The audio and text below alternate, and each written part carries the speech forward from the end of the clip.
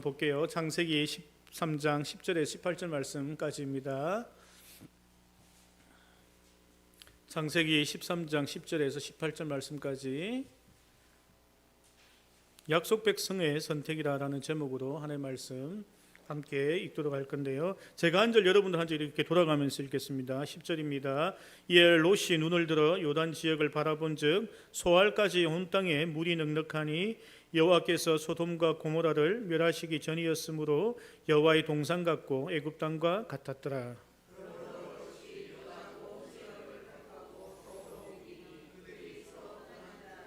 아브라함은 가나안 땅에 거주하였고 롯은 그 지역의 도시에 머물며 그 장막을 옮겨 소돔까지 이르렀더라.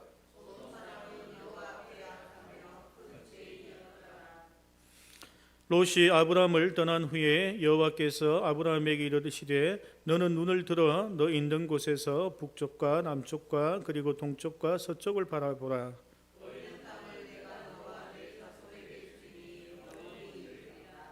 내가 내 자손이 땅의 티끌 같게 하리니 사람이 땅의 티끌을 능히 셀 수 있을진데 내 자손도 세리라.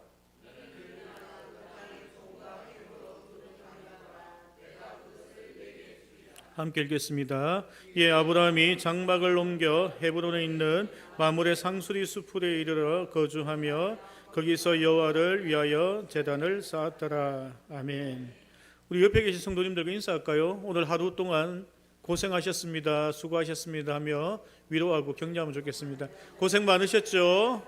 예, 우리 밥 세 끼만 해 먹어도 힘들더라고요. 그래서 우리 작은 일에 우리 격려하고 축복한 우리 성도님들 되면 좋겠습니다. 이 세상을 돌아보면 인간들이 삶에 대하여 불평을 많이 가지게 되는 것을 봅니다. 또 미래에 대하여 생각할 때는 또 불안해하는 마음들을 가지고 살아가는 것을 봅니다. 이스라엘 백성들이 광야에 있을 때 하나님께서 만나와 메추라기를 주시고 내일도 주실 거야 라고 약속했는데 그것을 믿지 못하고 자기 창고에 쌓아뒀다가 다 썩어버리기로 했죠. 또 안식일 날은 만나와 메추라기가 내리지 않을 거야 라고 했는데 또 혹시나 내릴까 봐 그것도 가서 만나와 메추라기가 있는 것을 확인하는 그러한 일들도 있었습니다. 우리도 우리 지금 살아가는 삶의 현장에서 지금 손에 잡히는 일들에 대하여는 우리가 확신이 드는데 미래에 일어날 일들에 대하여는 우리가 불안해하는 것을 볼 수 있습니다. 그거는 저 역시도 마찬가지고 모든 사람들이 다 마찬가지입니다. 또 우리는 미래의 인생을 또 준비해야 하는 것도 분명하지만 그 준비도 믿음으로 해야지 하나님께 주시는 놀라운 은혜가 우리에게 임할 줄로 생각되어집니다. 우리가 신앙이 좋다라고 표현할 때에 어떠한 것이 신앙이 좋습니까? 어떤 직분을 받은 것이 신앙이 좋은 걸 수 있고 또 어떤 분은 자기가 방언하니까 신앙이 좋다 하기도 하고 어떤 분은 내가 목사니까 신앙이 좋다 하기도 하고 다양하게 자기 자신이 신앙이 좋다라고 주장하고 있지만 아브라함을 보면은 특별한 일을 한 것 같지는 않아요. 하나님께서 믿음의 조상 아브라함이라고 했지만 그는 한 일이 제가 볼 때는 잘한 일은 딱 두 가지인 것 같아요. 자기 고향을 떠나서 가나안 땅으로 간 것과 다른 하나는 자기 아들 이삭을 바치라고 할 때 바쳤던 것입니다. 나머지 인생을 중간을 살펴보면 실패와 좌절과 엄청난 문제들을 일으켰던 것을 볼 수 있습니다. 실제로 하나님께서 아브라함을 70세에 부르셨습니다. 그래서 갈대우를 떠나서 가나안 땅으로 가라고 했지만 그는 70세에 떠나긴 했지만 중간 기착점이 하란에서 5년 동안 생활하게 됩니다. 하나님께서 부르셨지만 그는 자기 그 부르심에 대한 소망이 불안했는지 가지 못하고 가족들을 다 데리고 하란으로 떠나게 됩니다. 그 하란에는 롯의 부모님이 아마 있었던 것 같아요. 그러니까 아브라함의 사촌 또 그 친척들이 하란에 살았던 것 같습니다. 결국에는 5년 동안 하란에 있다가 자기 아버지가 돌아가시고 나서 다시 아브라함은 가나안 땅으로 떠나게 됩니다. 그런데 떠나는데 혼자 떠나지 않고 롯을 데리고 갑니다. 갈대우르를 떠날 때는 아브라함이 아버지를 데리고 모시고 떠나고 그리고 하란을 떠날 때는 롯이라는 조카를 데리고 그는 떠나게 됩니다. 그런데 창세기 12장 1절을 보면 여호와께서 아브라함에게 이르시되 너는 너의 고향과 친척과 아버지의 집을 떠나 내가 내게 보여줄 땅으로 가라. 그러니까 고향도 떠나지만 가족도 떠나야 하고 친척도 떠나야 하는데 아버지와 떠나고 자기 조카와 떠났던 거예요. 아브라함이 자기 인생에 하나의 약속의 말씀을 받고도 그 자체가 불안하여 그는 아직까지 그렇게 있었던 것입니다. 그리고 나서 오늘 13장에서 드디어 이제 가나안 땅에 정착하는 그러한 일이 일어나는데 어떠한 과정을 통하여 이렇게 정착하게 되었는지 우리가 살펴보려고 합니다. 몇 년 전에 유행했던 베스트셀러 중에 내려놓음이라는 책이 있는데 그분이 우리가 내려놓음에 대해 이야기하면서 우리가 많은 재산을 혹은 우리가 좋은 직업을 또 가족을 내려놓는다라는 것을 이야기하면서 그 책을 적고 많은 분들이 그 책을 읽고 감동을 받았습니다. 그러니까 아브라함 역시도 자기 자신이 지금까지 살아왔던 그 가족과 모든 것을 내려놓는 것이 얼마나 힘든지를 여기서 잘 보여주고 있습니다. 유럽이나 우리 아시아나 모두 다 자녀에 대한 애착은 굉장히 강합니다. 백인들이라고 해서 자녀들 그냥 막 키우지 않아요. 애정이 굉장히 강한데 다른 점이 하나가 있다면 유럽의 부모들은 자녀를 떠나보낼 준비를 하는 거예요. 0세부터 18세까지 우리 자녀가 어떻게 우리 부모를 떠나서 새로운 삶을 살아갈까, 어떻게 정착할까, 어떻게 성장해 갈까, 내보다 더 좋은 삶을 살게 될 건가라는 그 떠나보내는 준비를 하고 있고, 한국은 그런 말도 하더라고요. 시집 장가 보내도 AS 기간이 있대요. AS 기간이 이게 뭐 짧은 게 아니고 평생 AS를 하고 손자 태어나면 또 그걸 또 어떻게 해야 되고, 제가 아시는 어떤 집사님은 이제 이혼할 수도 있으니까 자기 부모님이 자기한테 상속 안 하고 손자한테 상속을 했대요. 그래서 지금 도대체 어디까지 AS를 해야 될지 모르는 게 한국 현실입니다. 한국은 함께 하는 그러한 것에 집중하고 있고, 유럽의 부모들, 백인들의 부모들은 어떻게 나의 자녀를 잘 떠내보낼 것인가 라는 그러한 준비를 하고 있는 그 차이가 있게 됩니다. 실질적으로 창세기 2장 24절에 보면 이러므로 남자가 부모를 떠나 그의 아내와 합하여 둘이 한 몸을 이룰지니라. 그러니까 하나님께서 우리에게 부모를 떠나 부부와 한 몸이 되어 새로운 삶을, 새로운 가정을 살아가길 소망하셨습니다. 이렇게 떠나보낸다라는 것의 첫 번째는 경제적인 독립이 있어야 합니다. 경제적으로 독립하지 못하면 자녀가 부모를 계속 의지하다 보면은 계속 엮이게 되죠. 근데 또 그것을 이용하는 부모님들이 있죠. 상속 안 해주고 안 주고 조금씩 줘야 된다 하더라고요. 그러니까 죽을 때까지 조금 줘야지 자녀가 부모를 찾아온다면서 그렇게 TV 방송에서 하던데, 그 경제적을 통하여 자녀들의 독립을 막는 경우들이 있습니다. 두 번째는 결정하는 것에서 우리 자녀들을 떠나보내야 합니다. 어떤 일이 있을 때 결정할 때 우리 자녀들이 결정하면 그것을 인정해주고 그러한 부분들에 대하여 격려해 줘야 합니다. 하지만 그거 아니야, 그렇게 하면 안 돼, 이 집 사면 안 돼, 저쪽으로 가면 안 돼, 직장 이거 하면 안 돼, 대학은 이쪽으로 가야 돼. 계속 우리는 결정하는 일에 계속 관여하게 됩니다. 그러면 우리 자녀들이 제대로 떠날 수 없죠. 근데 그 결정하는 일을 존중해 줘야 합니다. 그리고 시행착오를 겪고 나서 다시 의논하고 생각하고 고민하고 또 결정하게 하고 그 결정에 대하여 책임지게 하면 우리 자녀들이 잘 성숙할 수 있다라는 것입니다. 세 번째는 문화와 삶의 흔적에서 떠나야 합니다. 우리 가정에 전통이 있습니다. 저도 우리 가정에 가훈이 있고 우리 가정에 전통이 있습니다. 우리 부모님 세대에 갖고 있었던 문화와 전통이 있었습니다. 우리 자녀들이 이룰 가정은 또 우리와 다른 문화와 전통이 만들어질 것입니다.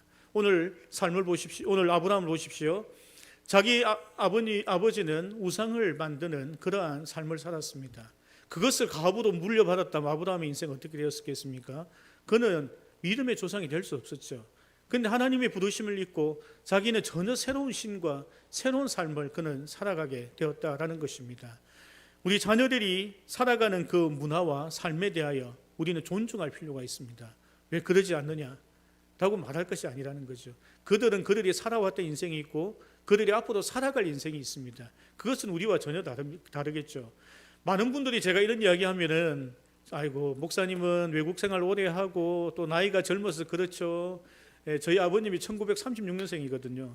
어머님이 43년생입니다. 그러면 그분하고 나는 같은 집에 살았을 거 아니에요. 장작 때는 집에 살았고요, 연탄 때는 집에 살았고, 보일러, 뭐 아파트 이런 것들도 제가 20대 넘어서 제가 했던 거죠. 우리 아버님 어머니 먹던 거 저도 같이 먹었고 뭐 다 같은 삶을 산 거예요. 그런 삶을 살았지만 지금은 20세기를 지나고 21세기 되니까 또 저만의 또 삶이 있습니다.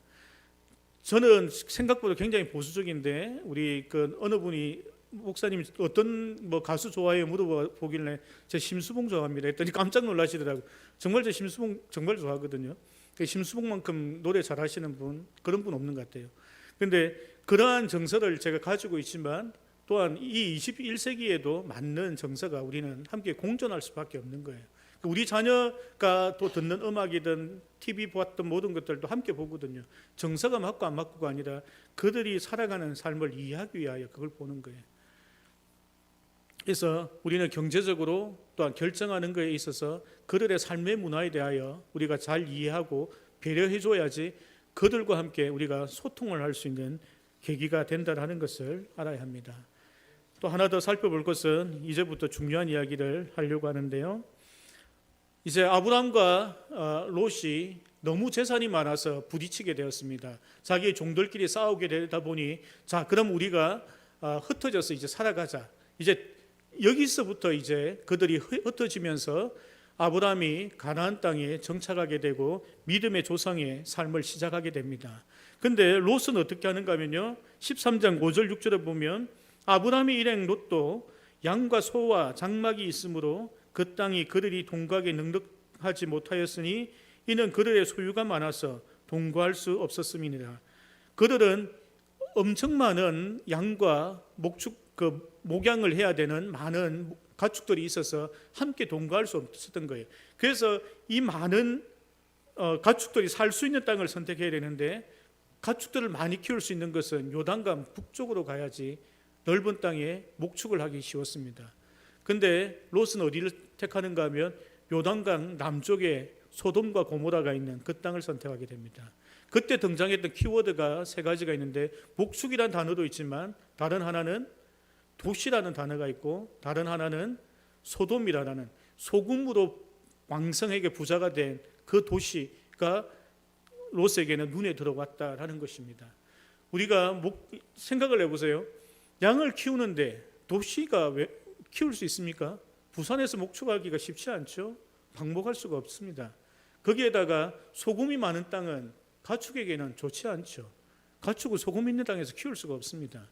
그런데 그는 옆에 초원도 있고 도시도 있고 소금도 많이 나는 그런 부유한 땅을 그는 선택을 했다라는 것입니다. 여기서 중요한 것은 아브라함이 갔던 그 땅은 아브라함이 어떤 계기로 택하게 되었습니까? 젖과 꿀이 흘러서 택했습니까? 아닙니다. 롯이 선택하고 나는 그냥 반대쪽을 가겠다라고 선택을 했던 것이죠. 그리고 나서 결과가 무엇입니까? 하나님께서 15절, 16절, 17절에 보면 보이는 땅을 내가 너와 내 자손에게 주리니 영원히 이르리라. 내가 내 자손이 땅의 티끌 같게 하리니 사람이 땅의 티끌을 능히 셀 수 있을진데 내 자손도 세리라. 너는 일어나 그 땅을 종과 횡으로 두루 다녀보라. 내가 그것을 내게 주리라. 이에 아브라함이 장막을 옮겨 헤브론에 있는 마므레 상수리 수풀에 이르러 거주하며 거기서 여호와를 위하여 제단을 쌓았더라. 롯은 자기가 선택한 땅을 간 거예요. 하나님께서 약속한 땅이나 축복의 땅이 아니고 그냥 자기가 저기 보니까 좋아. 저기 사는 사람들 부자도 잘 사네. 나도 저기 가보면은 나도 저렇게 될 수 있을까? 이런 생각을 하고 갔던 거예요. 아브라함은 그냥 롯이 선택하고 반대쪽 그냥 간 거예요. 거기 갔더니 거기서부터 이제 하나님 축복이 많은 거예요. 야, 왼쪽 오른쪽 다 가봐. 동서남북 봐봐. 너 눈에 보이는 저 땅 다 너 거야. 하나님 주시는 축복을 아브라함은 받았다라는 겁니다. 인생이 우리가 선택을 할 때에 이러한 선택을 잘 해야 되는 거예요. 하나님께서 주시는 약속의 말씀들이 있고 약속이 준비되어져 있는데 그들은 자기 눈에 보기 좋은 것을 선택하여 갑니다. 이스라엘 백성들이 출애굽하여 마라의 쓴물 사건 아시죠? 마라의 쓴물 사건, 그 물을 먹고 하나님 앞에 불평하죠. 하나님 먹을 물도 없다 막 불평했는데 그 다음에 엄청 생수가 그들이 만나게 됩니다. 그 거리는 우리가 걸어서 한 1시간 2시간 거리만 가면은 생수를 만날 수 있는데 그 앞에 잠시 썸물을 만났다고 우리는 불평하는 것이 우리의 인생이라는 것입니다. 당장 그 앞에 보이는 것이 전부인 것처럼 우리가 생각한다는 것입니다. 왜 우리는 이러한 선택을 할 수밖에 없느냐? 그것은 우리 마음속에 욕심이 있기 때문입니다. 서두에서 이야기한 것처럼 불안함이 있기 때문입니다. 지금 당장 이거라도 잡아야지 내 인생이 풍족해지거나 평안해질 것 같아서 지금 이거라도 내가 마시려고 하는 거예요. 그냥 한두 시간만 더 가면 정말 달고 맛있는 생수가 준비되어 있는데 그 한두 시간을 못 기다리고 우리는 지금 그것을 먹게 된다는 것입니다. 두 번째는 우리가 옆에 사람들을 비교하기 때문입니다. 여러분, 달란트 비유를 보십시오. 한 달란트 받은 사람의 실패는 2달란트, 3달란트 받은 사람을 의식했기 때문입니다. 그러니 하나님께 원명한 거죠. 야, 누구에게는 3달란트, 누구에게는 2달란트, 왜 내에게는 1달란트밖에 주지 않느냐? 그것이 그 인생의 불만이었던 것입니다. 그런데 하나님께서 우리에게 주신 달란트는요, 10년치 노동자의 품삯입니다. 지금으로 따지면 한 10억쯤 될 거예요. 그 정도 많은 돈을 1달란트 받은 사람이 준 거예요. 근데 그것을 두고 그는 불만이었던 거예요. 야, 10억 가지고 뭐해?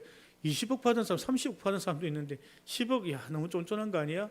하나님 너무 인색한 거 아니야? 이렇게 생각했다라는 거예요. 그런데 놀라운 것은 뭔가 하면요, 달란트 비유의 결론은 이겁니다.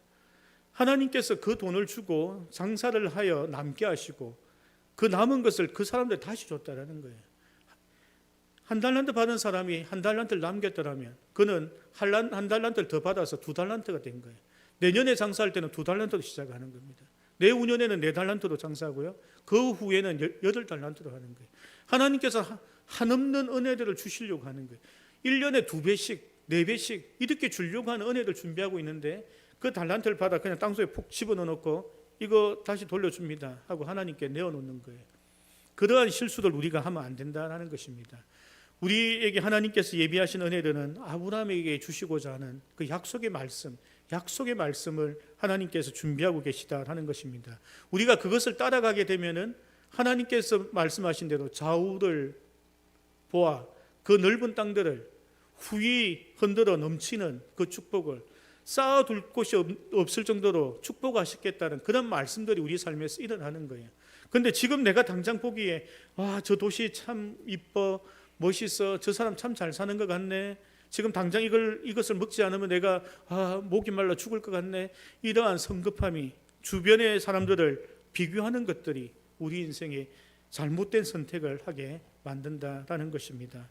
오늘 하나님께서 우리에게 요구하시는 것은 아브라함과 같은 믿음의 마음으로 한 발짝 더 물러나서 조금 더 천천히 그렇게 가길 원하신다라는 것입니다.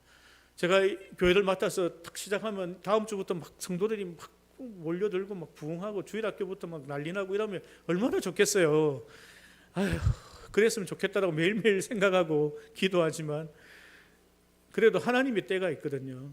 하나님께서 어떻게 하실지가, 그 때를 보고 하나님께서 역사하시는 걸 만나게 되면 이것은 우리 속에 비교할 수 없이 놀라운 일들이 일어나게 된다는 것을 알아야 합니다.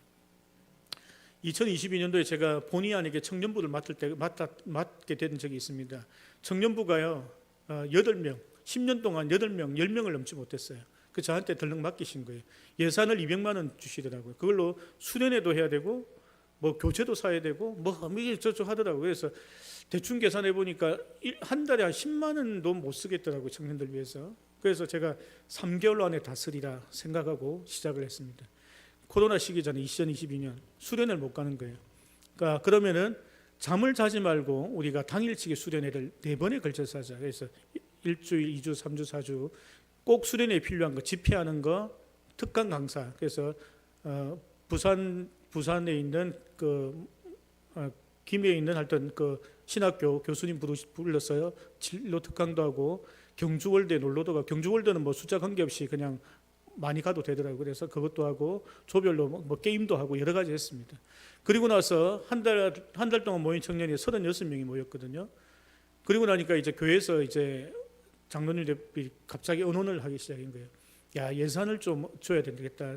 제가 3개월 안 다 쓴다 했잖아요. 그러니까 벌써 뭐 반을 다 쓰고 한 달만 반 쓰고 그다음에 이제 하고 있는 거예요. 그냥 막 청년들이 모이고 한데 그래서 교인들이 특별 헌금을 청년을 위해서 해줬는데 1,800만 원을 작정해 주셨어요. 근데 이제 중요한 건 뭔가 하면 왜 작정했는가 제가 물어봤어요. 그 어느 집사님이 저한테 자기가 작정했대요. 근데 자기 자녀는 초등학생인데도 작정을 했대요. 옛날에는 청년들을 로비에서 만나면 얼굴이 칙칙하고 왜 저리 힘도 없고 메가리가 없이 저래 다니라고. 요즘 애들이 막 밝아지고 막 이렇게 하고 청년들이 찬양팀도 하고 뭐 주일학 교사도 하고 하잖아요. 그러니까 막 그 활기찬 걸 보고 야 내가 저들 위해서 청년을 위해서 헌금을 좀 해야겠다 생각하고 작정하셨대요. 어느 집사님은 자기 딸이 집에 뭐 아무 말도 안 하고 그냥 자기 방에 들어갔었을 때요.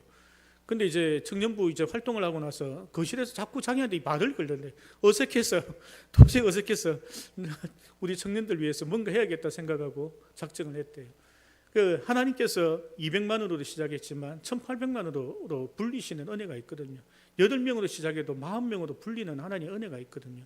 그게 하나님의 때에 하나님께서 하셔서 보면은 저만 기쁜 게 모든 성도가 동일하게 와 하나님께서 이 일을 하셨구나라는 그 놀라운 기적을 보게 되는 거예요. 근데 지금 나의 능력, 나의 노력, 나의 잔머리 내가 할 수 있는 방법으로 하게 되면 아까 마라의 샘을 만난 것처럼 롯과 같은 나의 결정을 하게 된다는 겁니다. 성도 여러분, 이 시간부터 우리가 기도할 때에 하나님께서 우리에게 축복하실 줄로 믿습니다. 그죠? 그러면 우리는 기대하고 소망하고 하나님께서 열어가시는 일들을 우리가 볼 수 있도록 기도하고 준비하고 있으면 됩니다. 은혜의 비를 맞을 준비를 하고 있으면 되는 거예요. 그 준비는 말씀과 성령과 기도로 우리가 준비하고 있으면 하나님께서 하나님의 때에 그 일들을 일으키시는 거예요. 이런 간증은 제가 너무 많아요. 그냥 부흥했다 이런 이야기 너무 많아요. 그러니까 그것을 우리가 보려고 하면 오늘도 아브라함과 같은 선택을 하시길 소망합니다. 여러분 문제가 있죠. 살아가다 보면 힘든 일을 만나잖아요. 우리 자식들 보면 또 문제가 안 풀리잖아요. 조금만 더 좋은 직장 갔으면 좋겠는데 저도 그런 생각하거든요. 근데 그것을 인간적인 방법으로 하는 것이 아니라 하나님께서 풀어가시는 걸 보면은 그것이 아이들 속에도 간증이 넘치고 나에게도 간증이 넘치고 하나님께 주시는 큰 축복을 우리가 매일매일 경험하며 살아갈 줄로 믿습니다. 함께 기도하겠습니다.